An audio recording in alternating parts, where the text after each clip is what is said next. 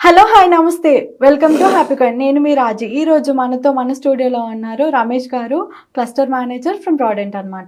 So మనం previous video కనుక చూసుకున్నట్టయితే రమేష్ గారు మనకి ఈక్విటీ గురించి కానీ మ్యూచువల్ ఫండ్స్ గురించి కానీ ఇన్ డీటెయిల్గా చాలా బాగా ఎక్స్ప్లెయిన్ చేశారు.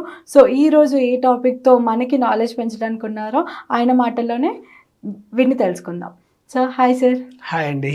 Yeah sir. సో ఈరోజు మా వ్యూవర్స్ కోసం ఏ టాపిక్ తో మనం ఈరోజు ప్రజెంట్ చేయబోతున్నాం? Continuation of last equity mutual ఫండ్స్లో కేటగిరీస్ ఉంటాయండి. ఈక్విటీ మ్యూచువల్ ఫండ్స్లో ఆ కేటగిరీస్ గురించి మనం ఇవాళ కొంచెం తెలుసుకుందాము.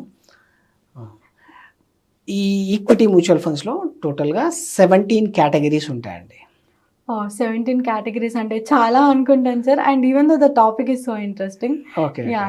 సో ఈరోజు మనం 17 గురించి చూస్తున్నామా సార్? అంటే లేదా అందులో ఒక ఇంపార్టెంట్ 3 గురించి చూద్దామండి.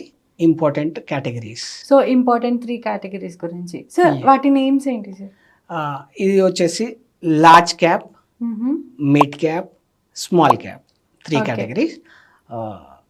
ఇది ఎలా డిఫైన్ చేస్తారు అంటే కనుక మనకు అకార్డింగ్ టు సెబీ డెఫినేషన్ మనకు ఇండియన్ స్టాక్ మార్కెట్లో టాప్ 100 కంపెనీస్ని ఏమంటారు అంటే లార్జ్ క్యాప్ కంపెనీస్ అంటారు.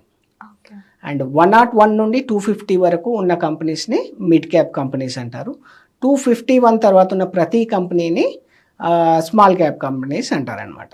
ఓకే, మీరు ఏదైతే అన్నారో ఆ డెఫినేషన్ పరంగా. ఎస్.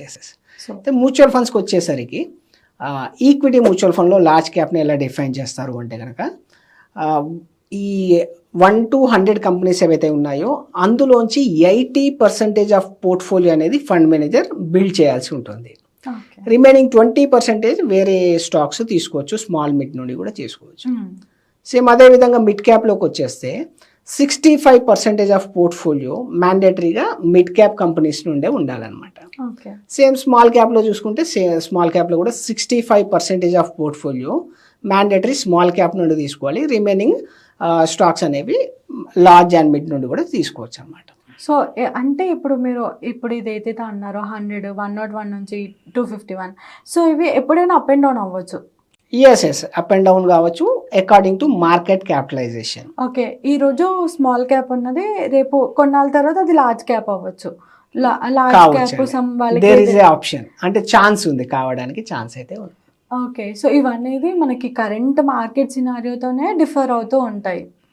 ఎస్ వాళ్ళ గ్రోత్ ప్రకారం మార్కెట్ క్యాపిటలైజేషన్ పెరిగినప్పుడు అది కేటగిరీ అనేది చేంజ్ అవుతుంది.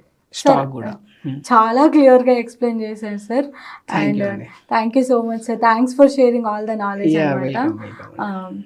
This is for you guys. ఈ వీడియో కనుక మీకు నచ్చినట్టుంటే లైక్ చేయండి, షేర్ చేయండి, సబ్స్క్రైబ్ చేయండి. See you in the next video. Thanks for the watching.